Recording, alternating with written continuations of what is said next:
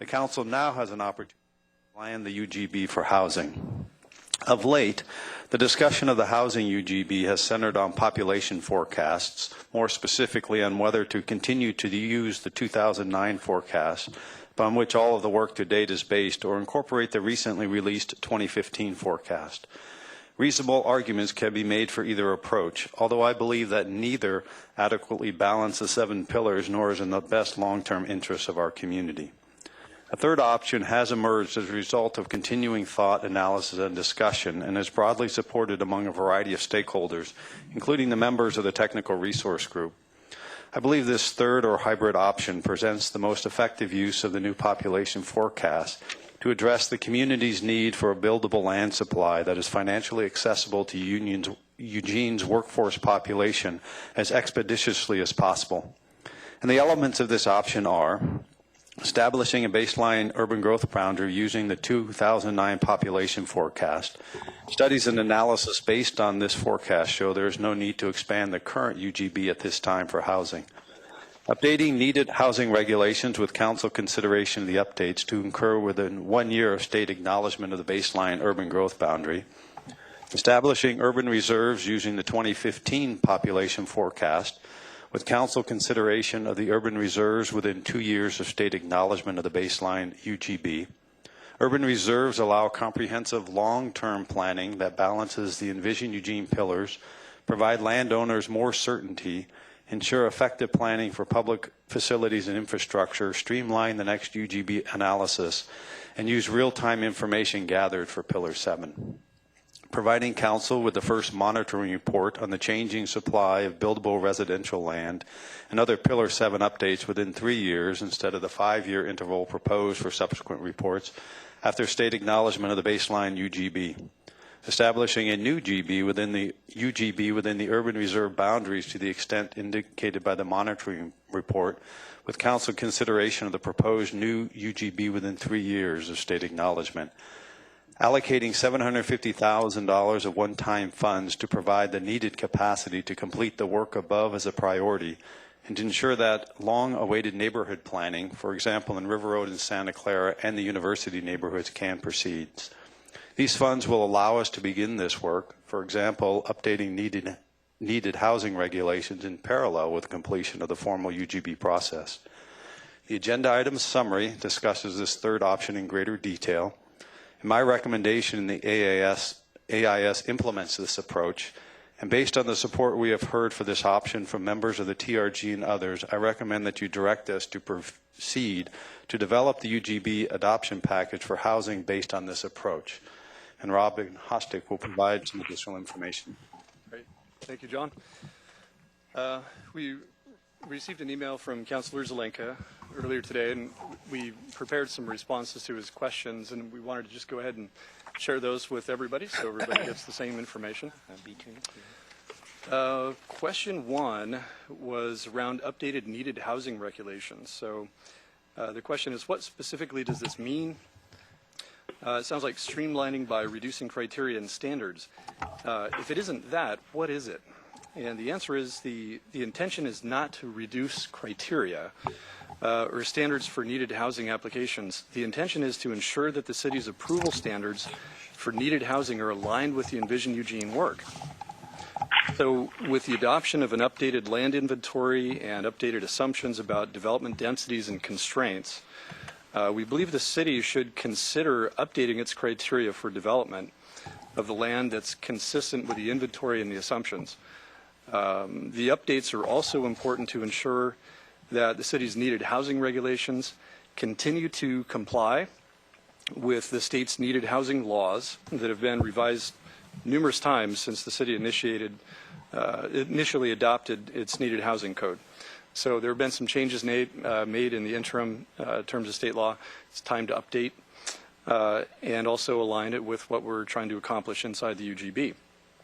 So this process would include public notice and hearings before both the Planning Commission and the City Council. Question 2 was around monitoring and the report on residential growth. And the question was, so what does this entail? The language in this section is very vague. Can you explain what is included in it? Does this include updating the analysis using new up-to-date information for all the metrics that go into this analysis? And does it specifically include an updated multifamily, single-family history? If so, can that be explicit in the AIS language that we'll be voting on? As it reads, now only the specific piece of information named in the update is the most recently finalized PSU population forecast. I assume it isn't the only input into the monitoring report, and is this correct? So the answer is yes, that's correct. A monitoring program is currently being developed with a TRG, which will be more specific about what's monitored, how it's monitored, and when that all happens. So the program will be incorporated into the adoption package as one or more policies. So Council will have an opportunity to discuss that program when we bring it forward as part of the adoption package. So question 3 is around allocation of funds. So the question is, over how many years will the $750,000 be spent? And Councilor Zelenka said he assumes this will be about 3 years of funding for consultants and staff. What's the source of the funds? I assume the additional funds, with the additional funds, there is no opportunity cost. For example, all other planned or contemplated activities will also get done, and this would be added to the top of the expected work program using these funds. Is this correct? The answer is yes. This allocation is there to ensure that other currently planned work can be accomplished as scheduled. The funding allocation is estimated to carry the urban reserves work through at least 2 years of progress. So if Council chooses this option, we anticipate the funds will come from marginal beginning working capital. Question 4 is around establishing urban reserves. So if we're targeting consideration of urban reserves within 2 years of acknowledgement, isn't that a really short time frame to get this work done? And can you explain the timeline? When do we expect acknowledgement from the state? So we're hopeful that the City Council will be able to make a final decision on a baseline UGB by early 2016. The time it will take to obtain state acknowledgement of the baseline UGB depends on the level of opposition expressed at the state level. So if there is no credible opposition to the city's adoption of the baseline UGB, state acknowledgement could be obtained within 6 months of the city's adoption, so by fall 2016. If there is an appellant, it could take years to obtain state acknowledgement. The recommendation proposes that staff work on urban reserves would begin immediately and would continue while staff is presenting a baseline UGB for Planning Commission and City Council action. So while this is an aggressive timeline, with a council allocation of the resources needed, we believe staff can present an urban reserves recommendation to the City Council within 2 years of stated as of fall 2018. So finally, question 5 is around timeline. If I have the timeline about right, we will be getting done with this analysis about the time PSU puts out another population forecast. What prevents us from going through this whole thing again? If the state acknowledges the UGB update quickly, then yes, it's possible the monitoring report and population forecast could be due about the same time. We'll know more as the timing becomes more clear after state acknowledgement occurs and a final schedule for the population forecast is released. If needed, this could be a topic for the growth monitoring group, whatever form that takes, to discuss. That concludes the questions that Councilor Zelenka put out there. Anything else you would need to? Any other I comments? don't have anything further to add unless there are more questions. I've got Mike and Alan in the queue. Mike. Thank you, Mayor. First of all, I'm asking this question on behalf of a couple of constituents who wanted to know this. As we're working on urban reserves, is it our place, and this is I honestly don't know, is it our place to consider the idea of rural reserves, or is that the county's place? I'll start, and then Emily, be prepared to correct me if I get this wrong. So what the council has jurisdiction over are those lands within the Metro Plan boundary area. The rural reserves, as I've heard the conversation, are really talking about what happens outside of the Metro Plan boundary area. So in that case, legally, you would have no jurisdiction over that. As to whether the council would have a role from a legal perspective, the answer would be no. From a political perspective, you could certainly inform the county what you think about that. Since Emily came to the table, I'm assuming I got part of it wrong. And I'll add to that, as long as Miss Emily is here. What about River Road and Santa Clara and those patchwork areas that are county, and have they the capacity that can be considered under such a circumstance? So the conversation can be pretty short, I think, with my initial information, which is that state law right now only allows Metro to have urban reserves. I'm sorry, rural reserves. Thank you. What that means is that for our area to establish rural reserves, somebody would need to be going to the legislature, which has certainly been discussed by the county. The county has looked at this question in the past and has decided that they have other tools available to them to protect rural lands. And in a sense, urban reserves is one of those tools. If the county and the city joined together to adopt urban reserves, it would be clear that what's not in urban reserves is off limits for the next 50 years. Did you still want me to follow up on any other? No, that's perfect. That's it. That's what I wanted to know in that question. My next question is for Robin and for the manager. One, I sent a note the other day, and when we last talked about this, I asked about our appropriate level of planning for climate refugees. And I asked, do we need a council vote in order to get a number range? And was told no. I said, I spoke with Lisa Prohl at PSU, and she said they don't estimate that work. And can we get a number range? And the response that we got was, Lisa says they don't have that information, so staff can't answer it. I'm very disappointed in that. You guys do a wonderful job, and I appreciate you. But I'm really disappointed in that response because I don't believe we're planning appropriately under those circumstances for the realities we will face, number one. Number two, this has taken far too long, and at this moment I can't decide how I'm going to vote, to be honest with you. But I understand that sometimes, even though my heart tells me we should be planning for the larger number because it's reality and it's the intelligent thing to do, that this is a bigger process and it involves some compromises in order for us to finish the work, because maybe finishing is more important than perfect right now. And I may be persuaded by that. But there are pieces of what I read in the compromise that I'm concerned about.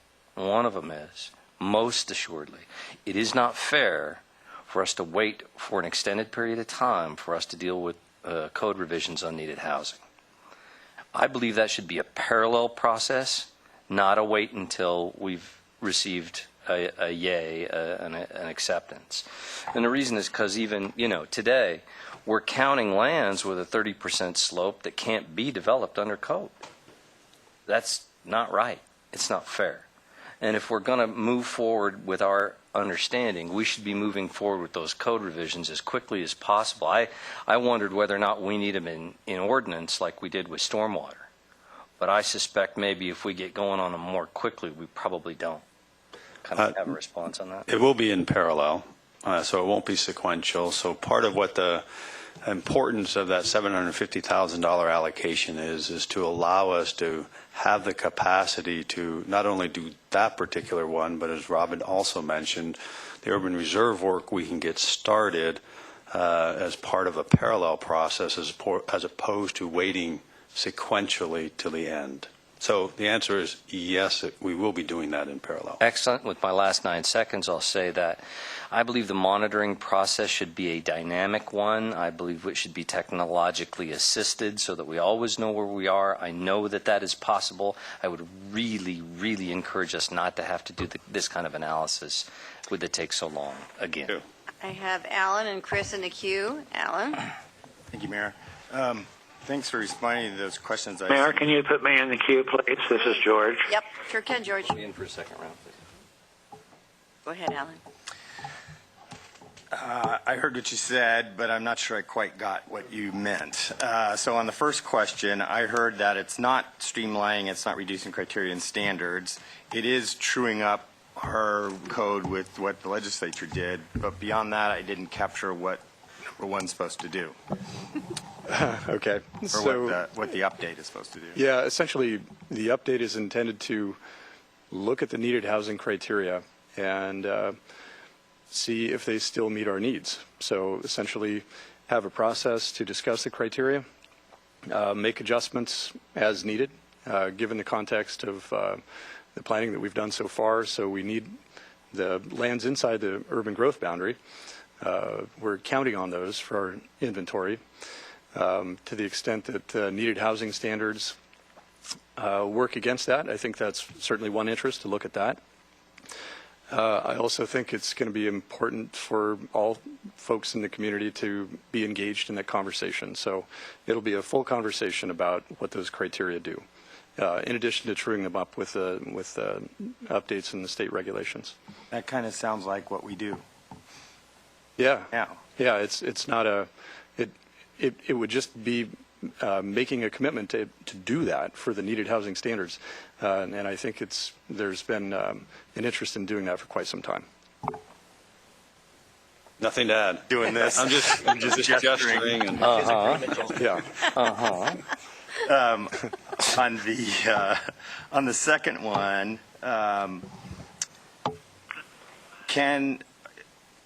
does that bullet set of bullets, by that you meant that we are going to go through the entire process of redoing the calculations on the need for housing and using all updated information to get us there, including the population forecast, including information about the multifamily housing that we have, and all this other stuff that we have to do, which is why you can't just push a button. And Right. So we're going to update all of that and come up with a new need. That's what that means, Yes. including the population forecast, but everything else as well. Yes, I assume we would be using whatever the latest population forecast is in effect whenever the monitoring happens. Yes. And then on question 4 about the urban reserves, so if someone appeals and then that goes through the process, acknowledgement can't occur until after the appeals are concluded. So, and that appeal process can take quite a long time. You first need to establish the 20-year baseline urban growth boundary before you can adopt urban reserves. So Right. essentially, you could, in theory, have the urban reserves work complete and ready to go to adopt any time that 20-year UGB is in place and acknowledged So we by can the do state. the work beforehand and wait for acknowledgement. Yep. And that would be our intent. Yeah, that would be smart. Okay. And I hope that we don't end up doing this again by having a PSU drop a forecast on us right when we're about to make a decision and screw it all up again. So I think you answered that question. You're hoping to. All right, that's all I had. Thanks. Okay, Chris, you're next. Thank you. I appreciate the notion of the hybrid option after all of these years of work, and hopefully the hybrid option can represent, if not everybody's perfect solution, it can at least be the best, most thoughtful, most flexible, maybe is the word I'm looking for, option we have for right now to keep moving us forward. For me, it really depends and is built around the notion of establishing an urban reserve as that escape valve for us. To try to establish a hard and fast boundary based on a prediction of the future is a challenging option. Obviously, the fact that it's taken this long represents just how challenging it is because there's so many moving parts around density, around farmland, around growth, around population projections. These don't stop changing. They are continually changing. And so there is no point in time where we could lock any of those down and say, now we can set the boundary. So what we have to do is to create a planning process that recognizes, acknowledges, and somehow embraces that constant change. Population change, climate change, growth change, density change, and I think the urban reserve is exactly the way to do it. And I also appreciate the fact that you didn't say, okay, here's the urban reserve, we're going to design it now, decide what the size is, and go for that. You're going to go through an entire process, and you've actually put your money where your mouth is to say we're sincere about this process. We're actually going to do it. That to me is encouraging to say we're not going to give it a lick and a promise. We're actually going to do the work necessary to create a worthwhile and effective urban reserve so that we can get as far as we can now and still have the flexibility in the process to be able to accommodate these unknowns. I don't know what the future is going to be. I don't know whether there's going to be climate reviews or how many it's going to be. Obviously, Portland State doesn't know either. We could strive to come up with a number, but they're trying to avoid doing it because they don't know what their formula would be. So we've got to have something in place that can help us try to get there. And I think this is the way to do it. So I think for now, the hybrid option is the one that some folks might want to hold out and say, well, I can, if I hold out, I can come up with something more restrictive. Or if I hold out, I can come up with something less restrictive. I don't think either one of those options would serve us at this point in time. I think this is the option that serves us the best for right now, knowing it has the flexibility built into us that will allow us to be thoughtful and deliberate as we go forward. So, yeah, I mean, it's like having a baby. Everybody says, oh, there's no perfect time to have a baby, but we all have babies anyway because we want to. It's time to have one, and we get by with it. So I think it's time for us to deliver this baby because I think it's time for us to have it. I don't know, from whack-a-moles to babies. I thought about whack-a-mole and said I'm not going to use it. Okay. George Brown, you're next, and then Betty. Okay, thank you, Mayor. I'm going to quote something from page 3 of the AIS. It's about halfway down the page. Quote, city staff has continued to talk with interested parties. There now appears to be broad stakeholder support for a third hybrid option, end of quote. I've got a couple of questions for Robin. Number one is, who are the interested parties and the stakeholders? Well, virtually all members of the TRG. I would consider as some of our primary interested parties and stakeholders who have been involved in the process since the very beginning. We've also been having conversations with a lot of other folks, including the home builders, to try to understand the different needs and different options and different implications of the various hybrid option as well as A and B. Okay, but this was not a public process. These were basically kind of, private conversations that did not involve the city council. Is that correct? And I can, George, this is John, that's correct. When we have gone through this process, we have gone through the CRG, a visit with some of the CRG members, the TRG members, and as we've continued through all these processes, as you know, during any of my one-on-ones with any council members, we talk about a variety of issues to include Envision Eugene and urban growth boundaries. So in that sense, yes, have talked with councilors on a variety of the topics. Okay, my next question would be, why did we, the City Council, not receive any supporting material of the views of these interested parties and stakeholders prior to this meeting? I don't know. The reason I ask that question is, in our April meeting, we had two options. Option A used the figures, the 34,000 figure. Option B used the 40,000 population increase figure. And now the hybrid option we're presented with in our packet last Thursday night. And, we've had, 4 days to look it over, try to carve out time to look it over. And it's not fleshed out with any supporting materials. There's been no public discussion whatsoever of this hybrid option prior to this meeting. There's been no airing of dissenting views.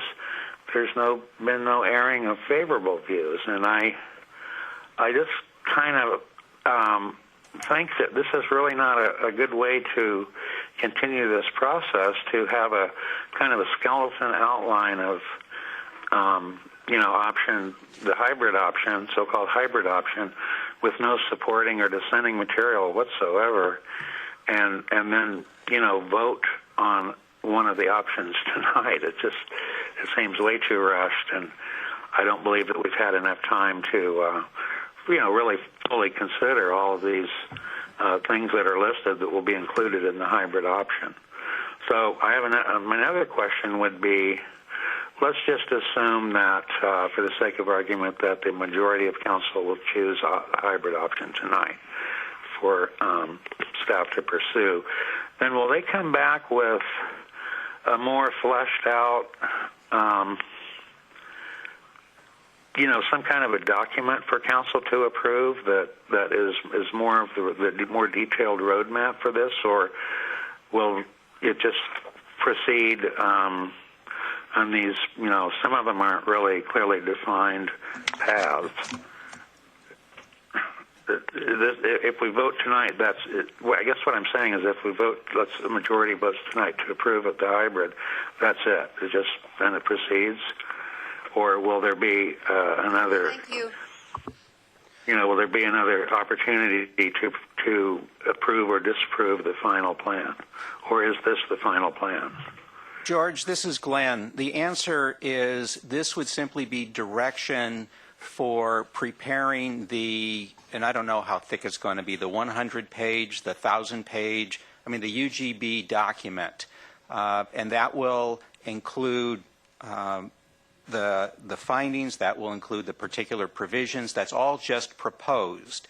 Once it's prepared, it goes through public hearings with the Planning Commission. The Planning Commission makes a recommendation to you, as well as the County Planning Commission. And then you and the County Board each will hold public hearings.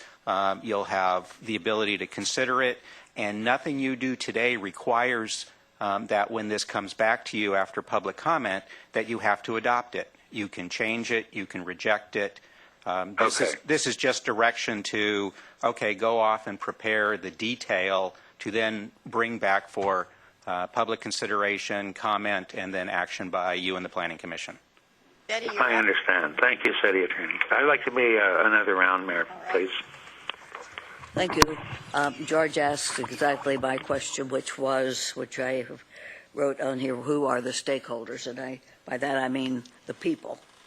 What are their professions? What are their names?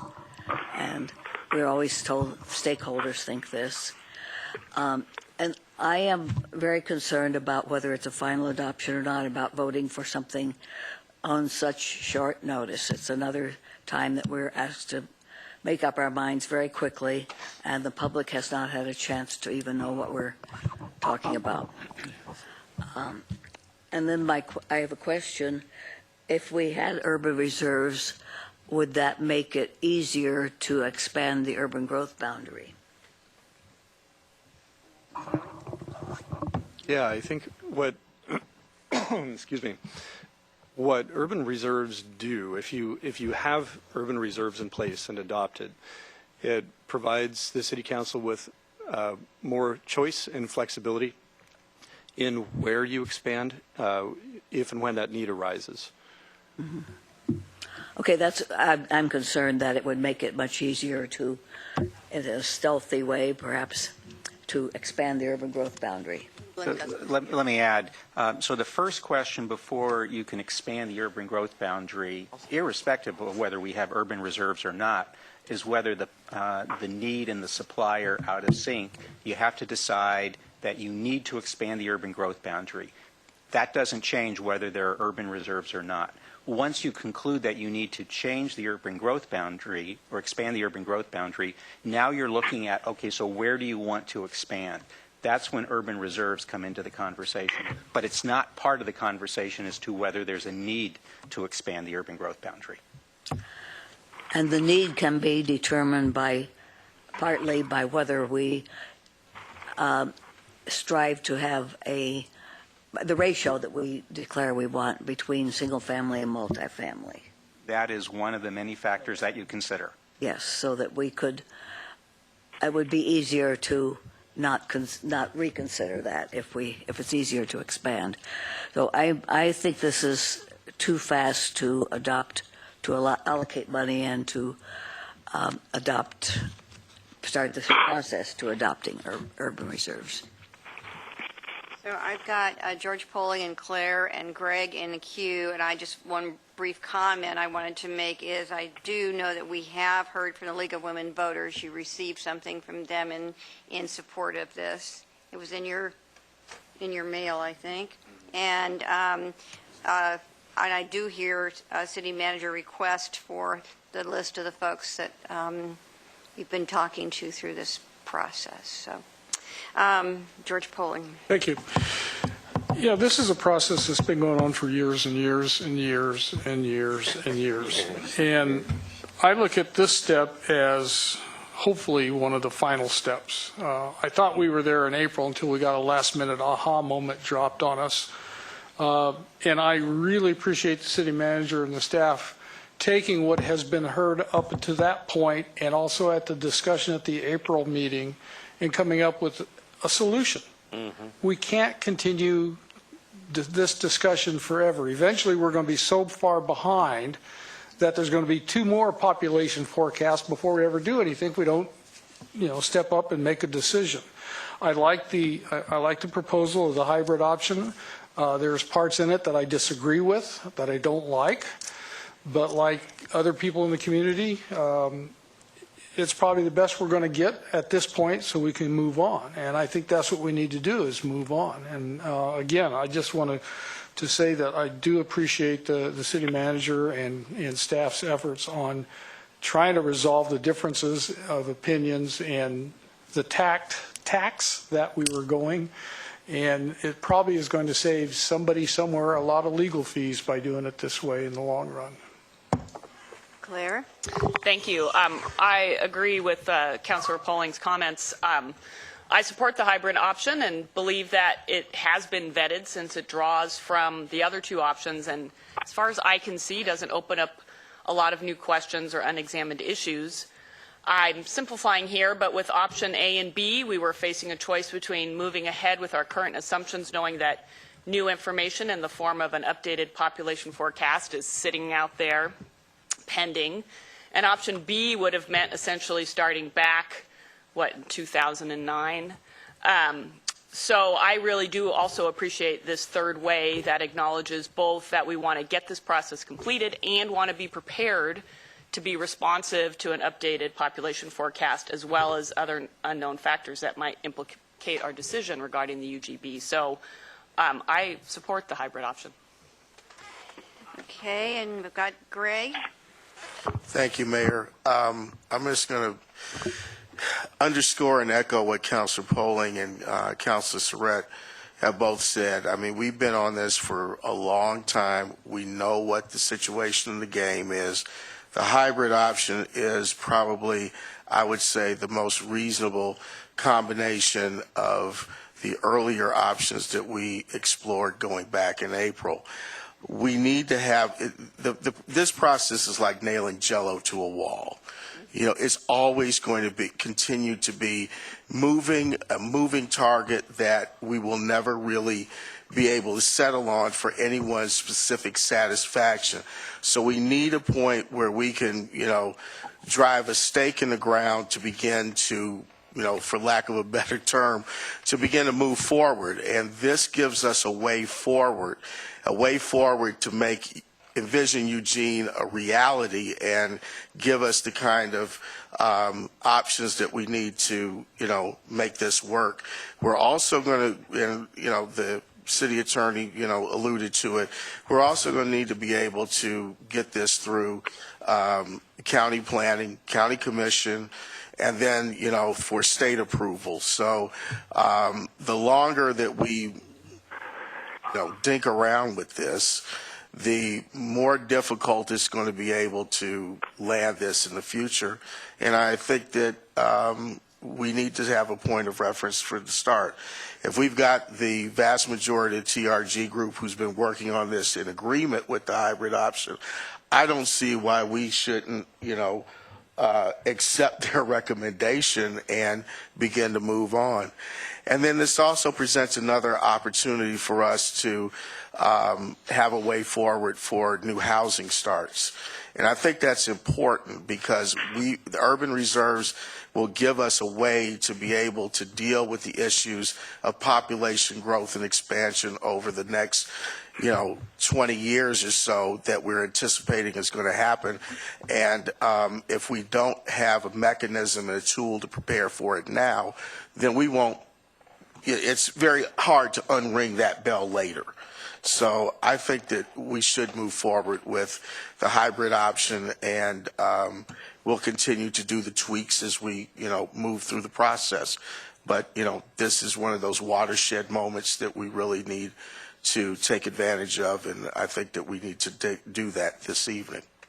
So I've got in the second round Mike and George Brown and Alan, and we are closing on 10 after. So I'm going to ask Councilor Surratt to prepare to put a motion forward as soon as I hear we go through this. Mike. Thank you, Mayor. On several occasions, we've heard that accepting the B option adds 2 years to the process. Councilor Brown and I were having a conversation, and neither of us could identify the specifics of why. And I've heard it said, well, there are some of the assumptions that have to be reviewed. I was wondering if I could hear some more specific details about why will it take 2 years with that small of a difference with a little number. Yeah, I think early on there was a kind of a common misconception that we're far enough along to be able to just press a button and put in new numbers and out comes a new result. One of the main things we have to consider is what happens not only with a single family housing, but what happens with a multifamily housing. So if we have the population as the basis for all of the analysis that we've done. Right. And so when the basis changes, everything else on top Right. of that What are has some to- of those things? has What to change. needs to be I'll give you recalculated? a couple examples. The housing needs analysis would have to be updated. The buildable lands inventory would also have to be updated.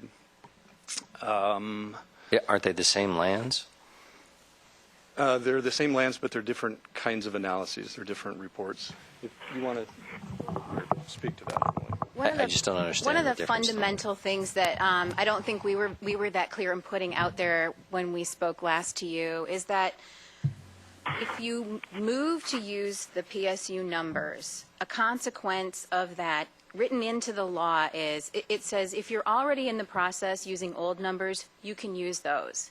If you're going to use the new numbers, you have to start your planning horizon at 2015 or later. Right now, all the numbers and all the analysis that you have received from your staff is based on a 20-year period that begins in 2012.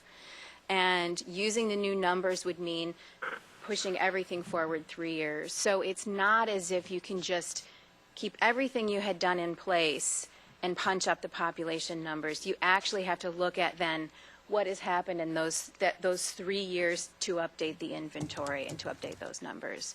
So I think And that's the piece. that process would take 2 extra years? Because of the controversial nature and based on what we've seen around things, the issues you'd be looking at, I think that's a conservative estimate. Okay, one last question. With the one of the built-in assumptions is, that, as I understand it, perhaps I'm wrong, but is the South Willamette area plan on South Willamette there is a part of those assumptions. Am I correct about that in the rezonings? Well, to the extent that the South Willamette area and other areas of town would contribute towards the needs for both jobs and multifamily housing, yes. I don't mean the way it exists today. I mean the way it's being planned with its future density. I think the easiest way to answer that is to say that any multifamily housing that happens in the South Willamette area, whether or not that plan is in place, would contribute. What the plan does is align the regulations in the South Willamette area so that what does get built better meets the community's expectations and needs. Changing the plan itself doesn't necessarily generate the additional housing. That's an economic function.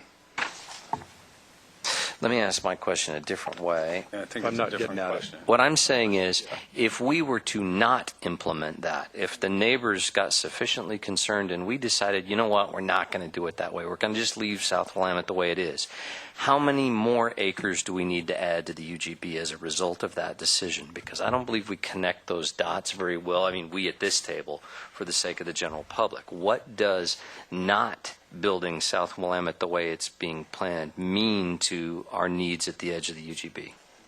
Can you give me a number? I can't give you an exact number of acres, so the way that you phrase the question, it's a little bit difficult to answer off the cuff. What I can tell you is that the assumption we've been making for the South Willamette area is that about 250 units of multifamily housing are anticipated over the next 20 years to occur in that area through redevelopment. But that's only assuming that there's some kind of intervention in place to close that feasibility gap to make it happen. In other words, the changes that are being proposed that are meeting with community concern. Actually, what I mean by interventions would be MUPTI or something along those lines. I see. The economics aren't there to do it right now. I'm just talking about the zoning at this point.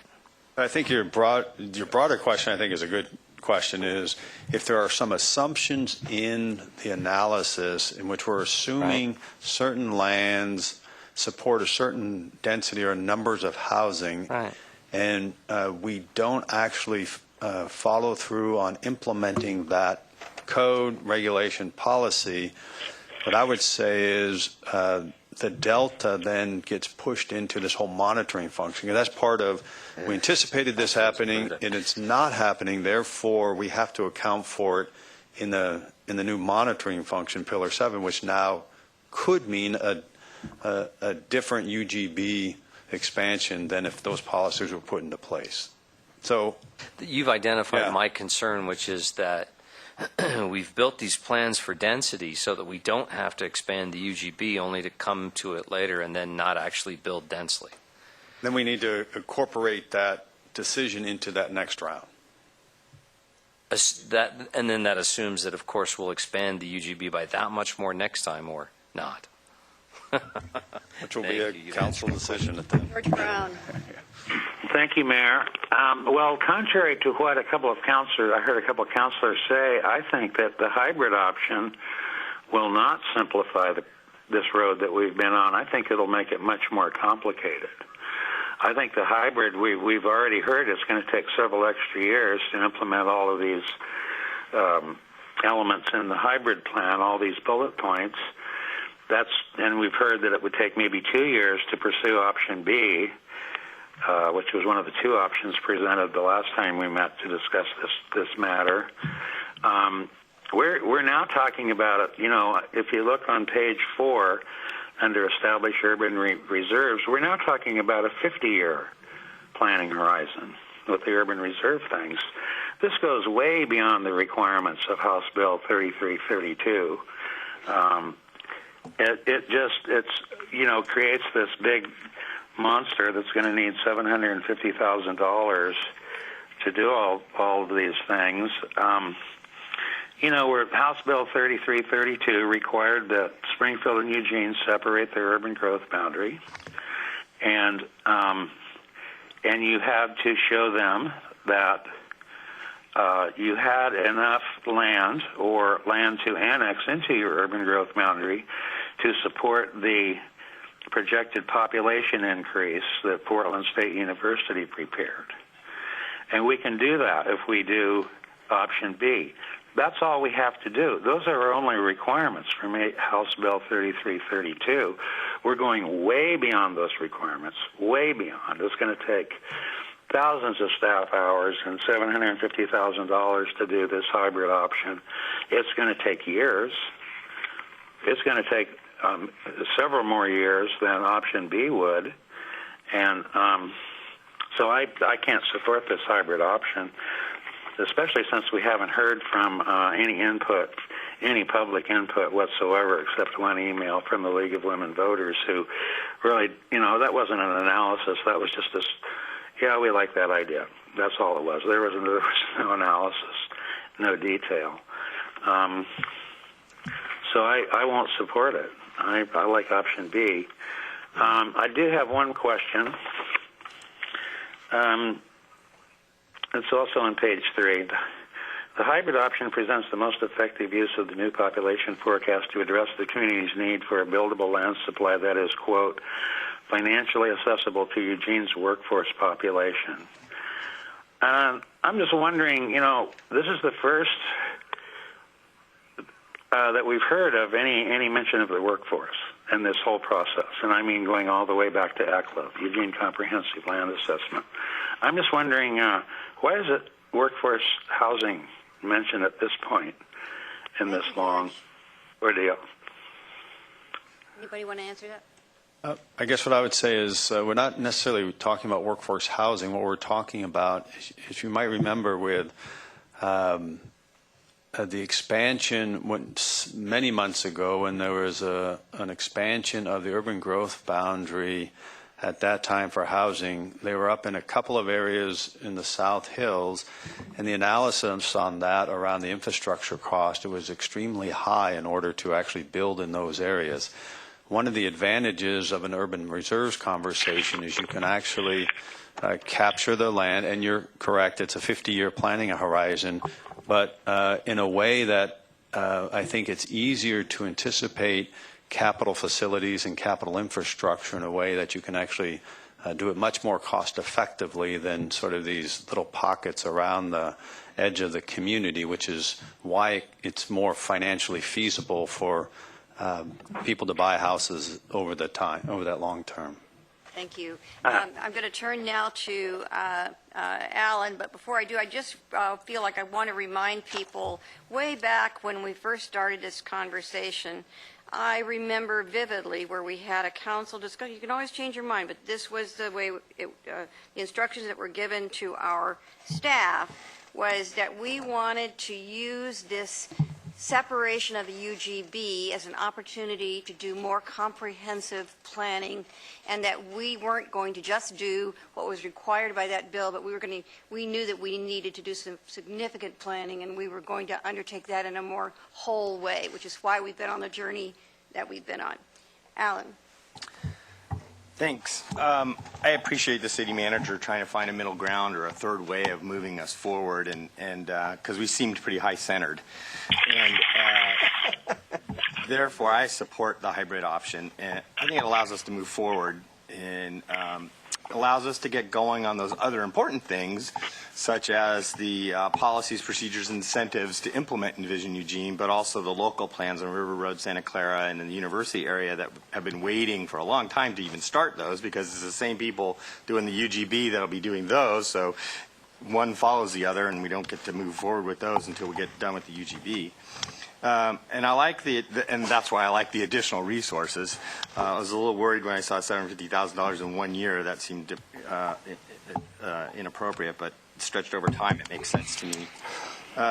And this whole urban reserves conversation strikes me interesting because it harkens back to a thing that happened in the electric utility industry back in the 80s. And when in Oregon we had over 1,000 applications for dams on rivers in Oregon. And it was just, they called it the gold rush. And it was a mess. And nobody knew where you could and where you couldn't build a dam. And one of the things that came out of that was a policy called the Protected Areas Policy. And what they did was they carefully went back and they looked at all the rivers and said, these are absolutely off limits. These are these are yellow, kind of caution, not so good, and these ones are probably going to pass through. And that gave a lot of clarity to people. It didn't make the decision, but it said, here's where you can play and try to make these.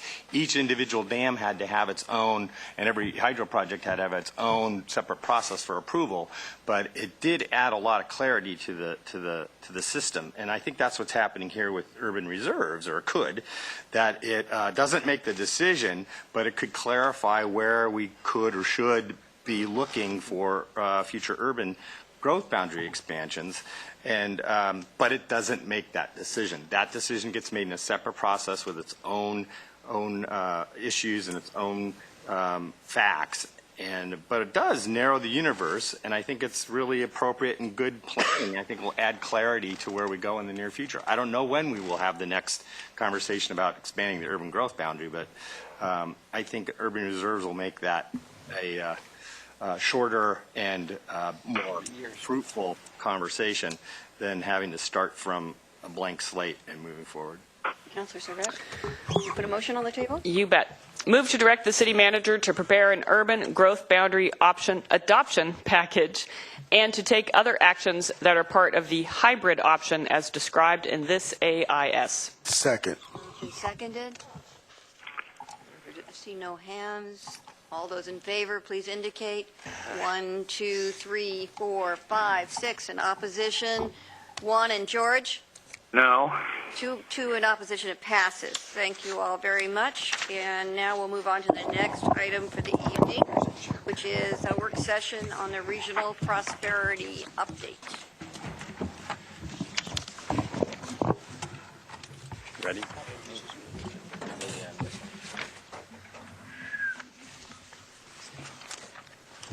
I'll turn it over to Danny and Ann to give a presentation on regional prosperity update as part of our ongoing conversations.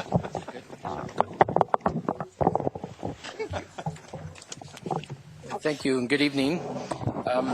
This evening's regional prosperity update is the first of 2 work sessions on economic prosperity. And today's update really is part of Councilor Zelenka's poll for work sessions or work sessions focused on economic development activities and programs. There's a second work session, which is scheduled for July 29th, which is a follow-up to Council's April workshop at which economic prosperity, along with homelessness, were identified as things that the Council wanted more time for additional discussion. That work session will focus a little bit more out into the future. Just to set the context, as you recall, the joint elected officials adopted a regional economic development plan in 2010, and it was a 10-year plan. And so basically we are halfway through that 10-year period at this point. So today I'm going to have Ann Fifield, who is our economic development planner within community development, present some highlights from our efforts to date. There's an attachment in your packet, which is a spreadsheet, and that really represents the full set of work that has been completed, work that is ongoing, and work that is currently in progress. We won't cover all of that because there's a lot there, but I want to acknowledge a couple of things. First, this work doesn't only happen within planning and development. There's a lot of partners. There's a lot of other functions within the City of Eugene that represent these economic development efforts. It's an impressive amount of work. It's taken a major effort, and it's taken a lot of council leadership, community engagement, and a lot of partners in the community to bring all this work forward. Secondly, I just want to acknowledge a lot of this is led by community development, and we're a pretty small team, and we have pretty limited resources, so I just want to really acknowledge the work and the tireless effort. There was a big challenge posed to us back in 2010 when the plan was adopted, and as you'll see, I think that team has really stepped up to the challenge. Overall, I hope that you'll see some evidence that a recovery is in progress. We still have a lot of work to do, obviously, but I think our hope again is that there's some signs for success and progress that we're making. So with that, I'll hand it over to Ann. So I'm Ann Fifield, the Economic Development Planner, and you can hear me okay? Okay. So just to remind you, in 2010, the joint elected officials of our region adopted the Regional Prosperity Plan that had 3 specific goals focused on jobs, unemployment rate, and the average wages. For jobs, we wanted to create 20,000 net new jobs by 2020, reduce the local unemployment rate so that it was at or below the statewide rate, and increase our average wage so it was at or above the statewide average. The plan was adopted in 2010. The goals are 2020. We're halfway there today. The plan had 6 strategies, and as we go through the presentation today and we talk about projects that the city's been implementing, you'll see that all of those projects do tie back to those 6 key strategies in the plan. Economic development includes all the policies and efforts that a city does that enhance the economic well-being and the quality of life of the city. An essential component of that is economic growth, which is defined as supporting and growing jobs and income. Everything the city does affects economic development. The most basic urban services are the necessary components of economic development: water, wastewater, energy, schools, transportation. It all contributes to all of the overall economic prosperity in our community. Things like quick response and containment of a multi-alarm fire on a hot and dry day contribute to our community's quality of life and our overall well-being. Community development is charged with economic development, but every part of the city and its partnering agencies contribute to our overall well-being.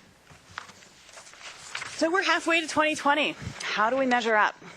The first thing we'll look at is that the employment numbers. This chart shows total employment for the Eugene-Springfield MSA, and the charge was to increase net new jobs by 20,000 by 2020. Since 2010, we've increased the jobs by about 8,000.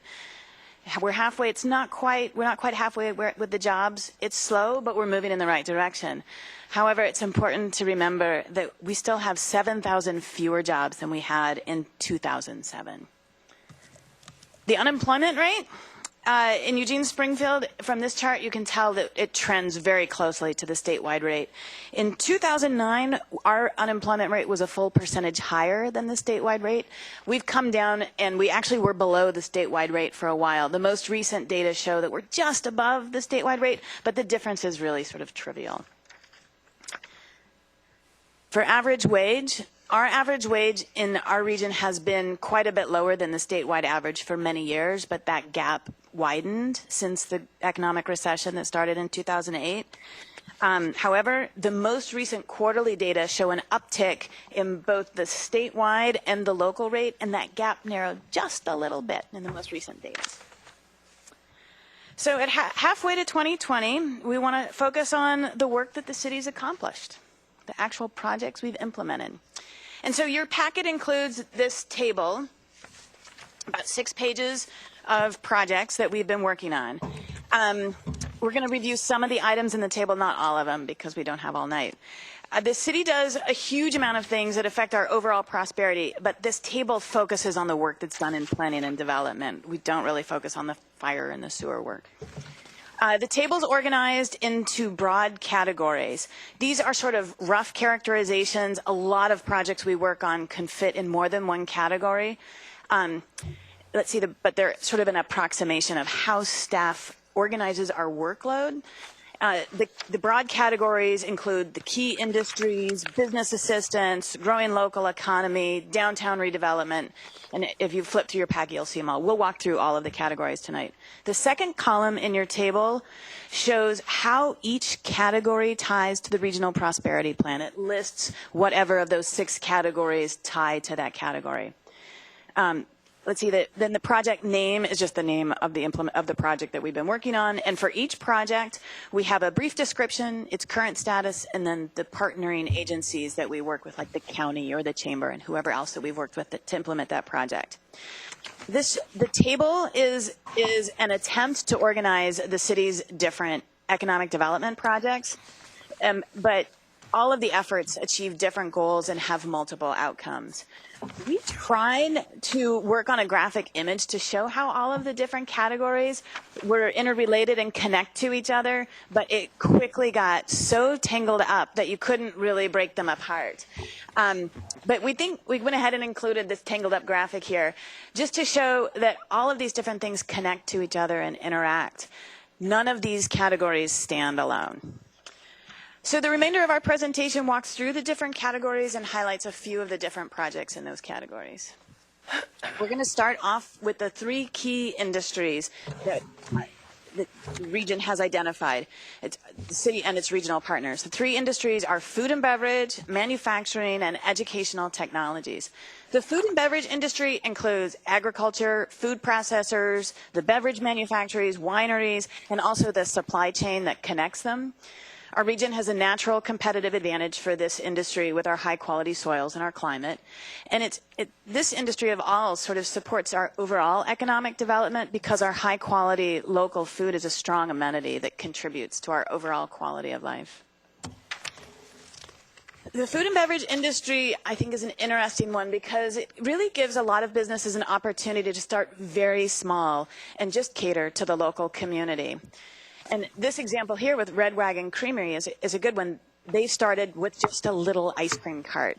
And they had recent news coverage that showed that they've expanded to retail outlets throughout Washington and Oregon with Whole Foods and Haggen's. And they have a mail order business that extends all the way to the East Coast. The city supports this industry with its loan programs, the enterprise zone, as well as site selection. We've helped breweries such as Hop Valley and Ninkasi and Oakshire. We've helped Wild Time Foods and Glory Bee Foods, Snow Temp, which is part of the supply chain, and as well as retail, including, but certainly not limited to, Noisette and the Barn Light in the downtown area. The food and beverage industry has identified that creating a regional food brand is a top priority. The mission of a food brand is to convey what's special about food in this area and to increase its visibility both locally and nationally. The county's been working with two organizations, Willamette Farm and Food Coalition and the Willamette Valley Sustainable Foods Alliance, to create a regional food brand and move that brand out onto the market. And this is that brand. It is brand new. You guys are some of the very first to see it. It hasn't even been officially unveiled, but we had special permission from the Farm and Food Coalition to use it this evening. And you'll start to see it on food products, locally as well as when you travel outside and you see our food for sale elsewhere. The next key industry is manufacturing. We have concentrations of fabricated metals, wood products, and advanced materials. One thing we like about this key industry is that the average wage in the manufacturing sector is about $11,000 a year higher than the average wage across all industries. This chart that you see on the screen shows the vertical axis is the average annual wage for each subsector in manufacturing. The horizontal axis shows the number of employees in that subsector. So you can see wood products has roughly is sort of midline in terms of wage in the manufacturing sector, but it employs a lot more people than the other subsectors do. A big effort that we've had to support manufacturing is the Pacific Northwest Manufacturing Partnership. This is a regional collaboration that extends north from Lane County all the way up to Portland and Vancouver and Washington, and then out east to Hood River. It covers 16 counties, and there's roughly 130 local governments and educational and research institutions in this collaboration. The City of Eugene has worked closely with Business Oregon to establish the partnership, and we helped lead the effort to establish it and apply for federal designation. Last year, in 2014, we submitted the whole partnership submitted an application to the Federal Department of Commerce to be an investing in manufacturing community. Out of roughly 70 applicants last year, we came in 13th, but they only awarded 12. So we applied again this year, retooling the application so it focused on advanced wood products manufacturing. We just found out about a week and a half ago we received this designation. And here's a photo showing the mayor and the city manager in D.C. officially getting our designation. The City of Eugene played a leading role in this whole application process. We're now working with all the partnering agencies to learn how to best leverage this designation. We didn't win a grant, we won a designation. It will elevate our ability to get federal grants with 11 different federal agencies. And for example, the Department of Labor has a grant opportunity right now, the Tech Hire Grant Competition, and it will support workforce development. And we're working to figure out how this designation will enhance our ability to be awarded that grant. And so there's a lot of opportunity. It's a 2-year designation, and we hope to make the most of it while we're designated. The next key industry is educational technologies. This sector includes both information technology and telecommunications, as well as the education and knowledge sectors. Those two industries have a lot of overlapping and complementary needs with their workforce. One thing to like about this sector is the tech sector has an average wage that's $25,000 higher than the average wage across the whole region. We have a competitive advantage in this sector, and our software industry has a strong presence in our area. The chart shows relative growth from where it stood in 2001, and we've been growing very well.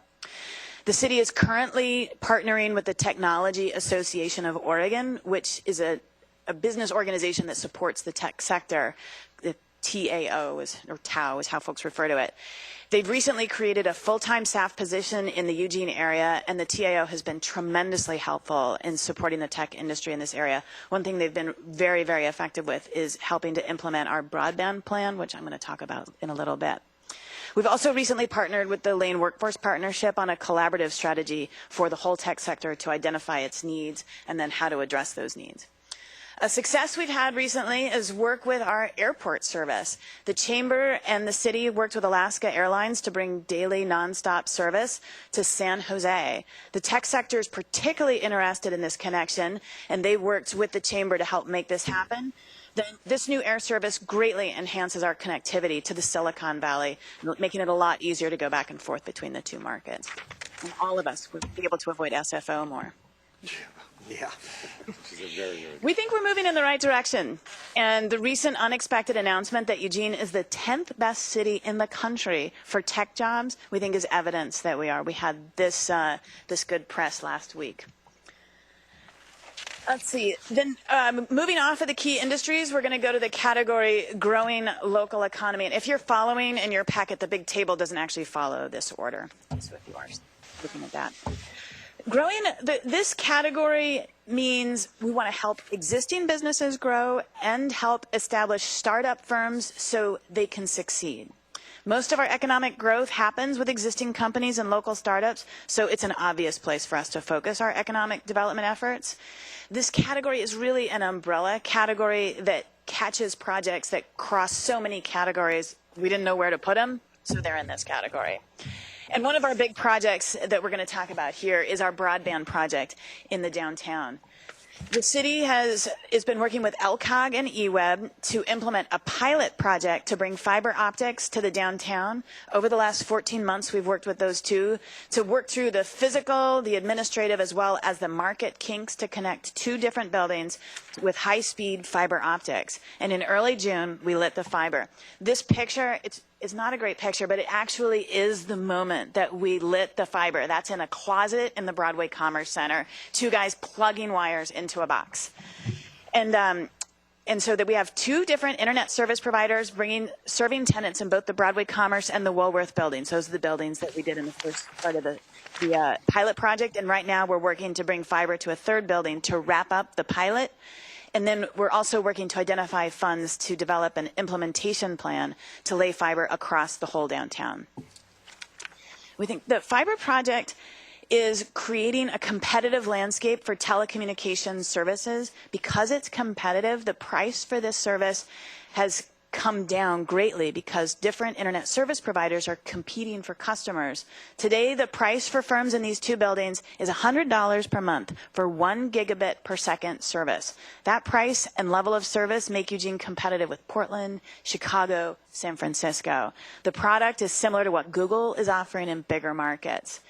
And one of the tenants in the Broadway Commerce said, it takes less time to bike to work and push the files to production than it is to do it from home. The service is now so fast. The fiber project and its full implementation is making Eugene a lot more competitive in the 21st century in the way that ports and rail and highway service were the infrastructure that connected cities in the past. This is that new critical infrastructure to make us economically competitive. And it's building a landscape that will allow all firms to grow and thrive. The tech sector in particular has really pushed for this, but all firms are interested. Another project that we've worked on that helps grow the local economy is the South Willamette EDC. This is the city's worked with our regional partners to establish a new organization to replace the Lane Metro partnership. And based on the work that came out of that Big Look strategy, we have a new focus and a new strategy.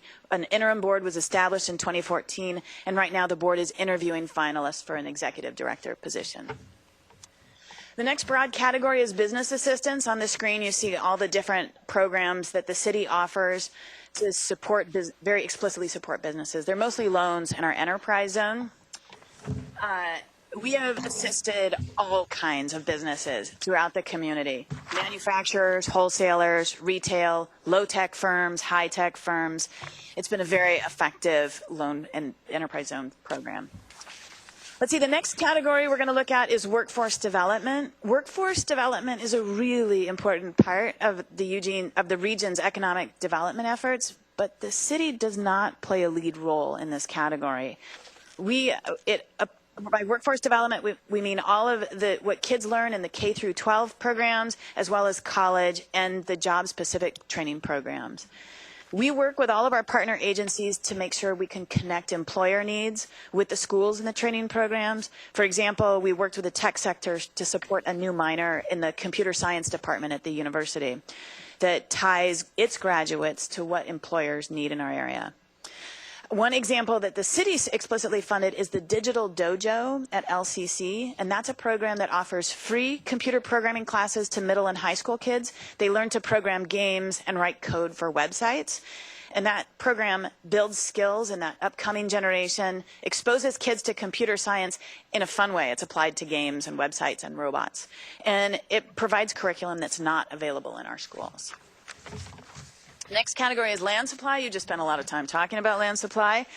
For the employment lands, the City Council has directed staff to move forward to add land for parks, schools, and employment, including the employment area near Clear Lake. We've also implemented recent zoning changes. We've revamped the E1 campus employment to remove some regulatory barriers. We've created a new E2 mixed-use employment zone. Both of these changes make our code more flexible so we can respond to rapid changes in the economy as well as in technology. See, the next category is creative economy support. And the big project that we have here is RAIN Eugene, the Regional Accelerator and Innovation Network. So far, RAIN has graduated 2 cohorts through its program, and they're preparing to do the next group. We think that RAIN is a very effective tool to help establish that next generation of companies that have the potential to redefine our economic future. One of these companies could be the new molecular probes. Not all of them will, but some will succeed and do really well. The city's contributed to RAIN with the decision to give 942 Olive to RAIN, where they're building an entrepreneurial hub downtown.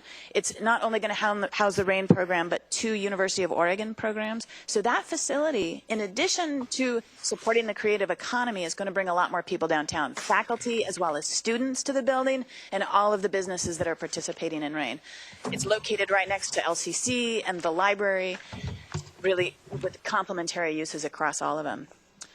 Then in permitting improvements, our next broad category, a big project that the Building and Permitting Services Division is that they've recently established an online system so that building plans can be submitted electronically, saving applicants time and money. And it also allows the city staff to be more organized and store files more easily, enhancing productivity. And when you think about that fiber project and the ability to transfer large files, anyone who is on the fiber and the ability to transmit large building plans will be appreciative of the fiber and the e-build system. The last category we want to talk about is downtown redevelopment. And this is our work where we're working to continue revitalizing the city center so it continues to be that commercial and cultural center of our community. As a commercial center, the downtown supports many industries, but we found that the tech sector in particular thrives on well-designed public spaces. And by public spaces, that also includes restaurants and cafes, places where people can meet casually. The public spaces facilitate open innovation by offering opportunities to meet and brainstorm and network. And it also good, strong places like that entice residents and workers to remain in the area after hours, extending those opportunities for collaboration. Vibrant downtown helps us grow those local businesses and supports that tech sector. The city center also plays a very important role in the fiscal health of our city, and this figure shows property tax on a per acre basis for different building types. The bar on the very left is a block of houses in the South Hills. On a per acre basis, property in the South Hills generates roughly $15,000 per acre. Couple over, houses in the Willackenzie area generate almost $23,000 per acre. They're probably just a little denser than in the South Hills, given topography. A single-story retail building in the downtown generates about $79,000 per acre. But that last bar on the right is a 5-story building in the downtown, and on a per-acre basis, it generates $288,000 per acre. And in the downtown, there's already roads, and there's already sewer, and there's already water, so our infrastructure requirements are lower than when we expand the city. It generates a lot of property tax revenue on a per-acre basis, and it's a more efficient way to provide services. The city's invested in the downtown in a lot of ways, and now we're starting to see increased private sector investment, especially for new commercial space, with the Whole Foods and the new Hilton Hotel being built downtown. Another new private investment. IDX. Oopsie. We know. Oh no. That wasn't supposed to start yet. It just goes right to it. IDX is a local tech firm that recently acquired an existing building downtown, and they have renovated it, and they've made it their headquarters. They're located at the corner of Oak and Broadway. They've done some nice work to the building. And they've recently posted a video on their website to help them recruit new staff. And we think that we're going to show you this video because we think it does a good job of telling the story of how we're moving in the right direction. Their recruitment video incorporates all of these different things that we've looked at, how the downtown matters, how our tech sector supports the local economy. And so we're going to go ahead and just play this. There's more to life than just working. We strive for fulfillment in all areas, both at work and at home.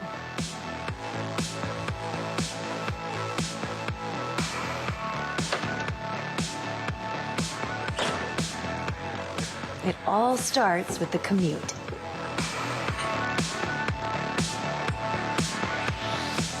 Instead of bumper-to-bumper traffic, in laid-back Eugene, it's more over the river and through the woods.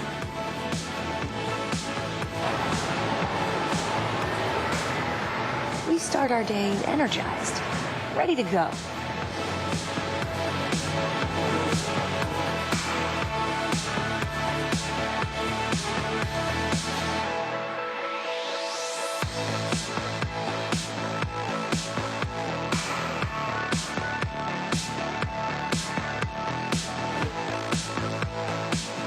At IDX, it's all about teamwork. Except for the Nerf Wars, in which case it's everyone for themselves.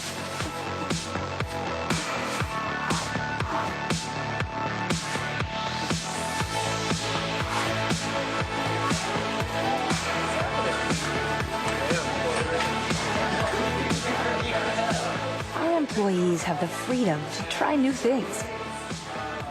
We cultivate a collaborative environment filled with intelligent and passionate people. Our productive, yet flexible and fun-loving office culture is full of surprises. A little spontaneity helps break away from the norm. At IDX, we like treating our employees well, encouraging a true entrepreneurial spirit, and inviting team members to bring their ideas to the table. That's what makes us who we are. Every day, we strive to be better than we were the day before. As individuals, as members of a team, and as an organization. At the end of the day, we are as proud of each other as we are of the products and the company we are building. And the fun doesn't stop at the office door, so we take it with us.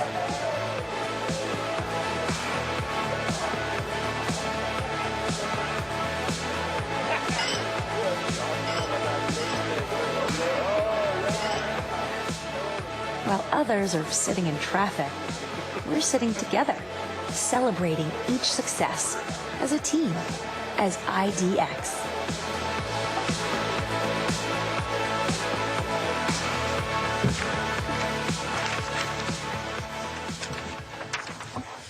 So that's all we have. And That was good. if you have Thank questions, you. we're here to answer those. So thank you. So I have Mike and Claire and Alan in the queue, but first I'd just like to say how proud I am of this regional effort, and I really want to thank all the partners. It's taken a lot of people working together hard to make these things happen, building our economy in keeping with our special assets and in keeping with our values, triple bottom line. When we were just in D.C. last week over the manufacturing communities, took the city manager to look at a maker space to get him excited about the possibilities of what that could be like. And I think that this is, I'm very excited at the opportunity to work on RAIN and having it do what it's doing too. All of these things are very energizing for the community, and I hope we find a way to push that out on a regular basis in the community, whether it's in something small thing that has some of the same information, something that's like where we've been and where we're going, that just kind of can excite people and let them know what we've all been working on together so hard. Because at the core of this, and I think I say this everywhere, at the core of this is our families. At the core of this is good jobs so that people can raise their kids in this community and know that everybody can do okay. That's what we're all here about. So I'm going to call on Mike first. Thank you, Mayor. I want to take off on what the mayor said and agree with her point, and say that I had the privilege to be with her when this first started being in conversation in 08 and 09 and the meetings that we went to. And I appreciate the presentation very much, and I appreciate the work that you're doing. I am impressed with how far we have come as a community. There's a couple of pieces, though, in this that highlight some things I think we can do better at, or things that we can look at differently that I've been asking, a couple of which I've been making a nuisance of myself for quite a while about. I'm happy that we got the couple of buildings downtown lit. That's wonderful. That's fantastic. I've been kind of beating the table on that for a while, and I can't wait to hear about how we're going to light the whole downtown, because I think that's critically important. I'm happy that we've gotten to that place. On the larger scale, we do a good job of talking about a regional plan, and as I mentioned, Mayor and I went to a regional planning process early on. And it's good that we have a regional plan, and it's good that we cooperate regionally, but in my opinion, we don't do enough to talk about what have we done just in Eugene, and or what should our goals be in Eugene. Sometimes in Eugene, our goals are different than they are with some of our regional partners. We do policing differently in Eugene than they do it in Springfield. We see different roles and functions in our community differently than some of our partners do. Doesn't mean we need them any less. It just means that we have different sets of values sometimes about how we want to approach that. So I really think we need more Eugene-centric discussions around economic development and how we measure it. Okay. One of the things, for example, is that this talks about some of our successes, and we're halfway to the 2020 numbers. But I don't know which part of that reflects what we've done in Eugene as opposed to how much of that was done in Springfield, or how much of that was done outside in the county if it's wood products. So regionally versus locally, what have we done? What has worked really well, where are our opportunities to move forward in the future. One of the other things, too, as I look at this, is I see computer products, chemicals, machinery, food, wood products. All of those are more or less traded goods. We build stuff here, we sell it outside of here, and we bring the money back here. This is how we make the best wages for our folks here. This is how we make the most money, and we all do well. We have never, and I've talked to Tim Dewey about this forever, we have never measured gross domestic product, either as a region or as a city. We don't know how much stuff we're producing here and selling somewhere else compared to previous years, compared to other areas, and I think we really badly need to know that. So, as I said, I know Tim Dewey has a measurement stick. Actually, put me down for a second round, Mayor, if you would, please. Claire? Thank you. Thank you for the presentation. That was very good. And I have a question and then just some comments. The employment goal was the baseline employment comparison was that 2010's employment? Yes, yeah, that was the goal. So goal what we achieve in 2020 will be compared to 2010. Okay, thanks.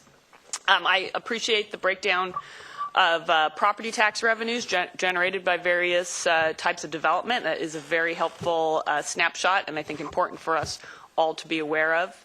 Also very excited that the fiber optics project is in place. That is a big deal for our burgeoning tech sector and a huge boost to our potential to foster more innovation.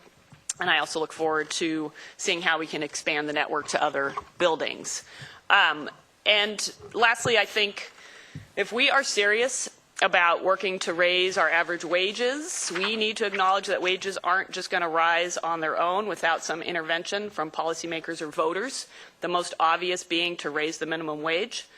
We have seen unemployment across the country rise without any significant increase in wages. And while here in Oregon we're ahead of many other states because we've indexed our minimum wage to inflation, it's still not high enough to support oneself or a family without struggling. So this has been a chronic issue for Lane County, and one that I think we need to work to address by supporting statewide efforts to raise the minimum wage. And those are my comments. Thanks very much. Alan? Nice job on the presentation, Ann and Danny. Very good. I enjoyed seeing it all in one place. The reason I asked for this work session in the first place on economic development was actually twofold. The first one was I knew we were doing a lot of stuff on economic development in this area, but I wasn't quite sure what exactly we were doing. I knew it was a lot, and it was really cool to see everything that we are doing in this matrix, because it really puts it down, and you really get to say, wow, we're doing a lot of stuff, and we don't have a lot of resources being put to it, and it's and we're creating a lot of jobs and economic development with it. And you know, if we could put this on steroids, that would even be better. So the second reason I asked for the work session on economic development was to engage the council more in this conversation. I kind of felt like we were over here and everything else was over here happening, and I wanted to have us more talk about what we could do and what the city of Eugene could do. And so the second part of the work session poll was a series of workshops where we started talking about that with people who are in the know, certified smart people, that about how we can generate family wage jobs in the food and beverage sector, the advanced manufacturing sector, the high-tech sector, the green clean sector, and how we can do that, what we can do as a city to promote and generate more family wage jobs, but also as a region to promote and generate more family wage jobs. So I really look forward to that whole section, that whole part of the work sessions. And, you know, there's so many cool things. You know, Bernie mentioned some of them. The fiber is great. There's so many other things that are happening. Rain is just about to take off and do great things downtown. And there's so many new things that are happening. And we just got in the top 10 places in the country to be in the high-tech industry. You know, a lot of that has to do with infrastructure. A lot of it has to be the quality of life and all the things that we love about being in Eugene, being a little bit smaller community. And I think those are our competitive advantages that we can exploit as we move forward into the economic development world and try to create more family wage jobs, especially in those 4 sectors that we look at. Betty? Thank you. First, I liked your comments about things going on after work. I want to know where that bar is. With the beer that's ready when you walk in Yeah, the door. I think you have to go all the time for that to happen. And you mentioned public spaces. I think the bars are nice, but we need other public spaces too. And I don't know of any we have besides the park blocks and Kesey Square. And I think we should be thinking of ways to use Kesey Square more effectively or to make it more attractive in some way, which doesn't mean a building. I wonder if you have any figures on the number of jobs, the percentage of the jobs that pay a living wage. We don't have that information handy, and defining what a living wage is, it can be sort of tricky terrain. We could easily break down the jobs by different levels, you know, like 10% at below X level. I don't have that information handy, but we could produce that data. But I think that's really important. Just jobs may it's possible to create more jobs that employ people who won't be able to live on the money, which gives us more need for public assistance. But the number of jobs that pay a living wage is really important. And I guess, I think that we need to, following up on what Claire said, I think we need to do what we can about wages, and I would like us to revive an old effort to pass a living wage ordinance, which of course could not apply to everyone because of state banning of local actions, which we could try to get reversed too. But at least we could pass a living wage ordinance that would apply to city employees and people we contract with. Thank you. Chris? Thank you. I really appreciate getting these presentations from time to time because they really recenter us in terms of what the whole point is, what's the payoff. And I don't think our economic development effort, as good as it is centered around trying to recruit a lot of minimum wage jobs. We're not out recruiting McDonald's. We're not out recruiting Burger King. They come on their own. I think we're out recruiting businesses that automatically pay higher levels of jobs. In fact, many of our incentives are built around higher pay. Some folks move to town and they're not paying enough. They don't get the incentive until their pay reaches a certain level. So it's a pull as much as it is a push, and I think that's really the dynamic that works. I think another thing to consider is that if the economic summit that was held recently is to be believed, you can't look just to manufacturing jobs for your future. That is still a great place to look for work, and it's still a great place to find good jobs. But as they pointed out, there is a movement within the service industry to create higher paid jobs, and I think software and other kinds of things like that are a good indicator of where perhaps the service industry is going. If you can think of software as a product, as a manufactured product, but it's in many cases it's intellectual property. It's the work of the brain as much as it is the work of the hand, and that begins to get into a kind of a different category. That may be where I'm going. We look at this new kind of manufacturing that's a hybrid of service. That is where I think a lot of the future will be. And so it's not the labor of your arms and your muscles, it's the labor of your brain. And that will pay, as the chart showed, the highest wages, more so than even in the wood products industry. And that then gets me to the fundamental. And in economic development, it ain't sexy and it ain't great, but it's fundamental education. If you don't have a good educational program, either in your local area or your region or your state, you're not going to create the kinds of workers that people are going to be drawn to an area to be employed. And so we need to recommit ourselves to producing the educational level that still generates the workers that people want to come here for. Because if it's going to be brain work and not muscle work, then education becomes even more important, because that's the kinds of folks that come out of education, not K-12, not just high school, but even beyond that into secondary and post-secondary education. So we've got to be committed to education. And I know that I'm a city person. I'm not talking in my particular area, but anything we can do to support education, whether at the institutional level, the university level, or the K-12 level, it helps us all, and it's going to help us in economic development if we can support education. It's fundamental to getting the rest of this work done. I want to appreciate what Chris just said, because I think if there's one thing we heard at Regional Prosperity Summit 2, was at the core of everything and getting people to come here to want to work, for businesses to thrive here. Every piece of it depends on a good education system and well qualified folks to be in that system. So your point is really well taken. And Mike, I'd just like to say that I think when we started down this road, we wanted to be sure that people knew that our intention was to play well with others. So the effort was to demonstrate that we knew how to work with our neighbors and partners to get things done. So now I think you're talking about the next pivot, and the next pivot is really to fully recognize what we bring to the table, and for us all to fully recognize. And I appreciate you and Alan in particular for wanting to get more of our higher level of engagement about who we are as a city. I think it's a really important thing. And I just want to assure you that rain wouldn't have happened without Eugene, and I want to assure you that the new manufacturing designation we got wouldn't have happened without Eugene either. So you can fully take credit for those things and put them on the Eugene list. We worked with partners, but we indeed were the people who were pushing those initiatives along day by day by day.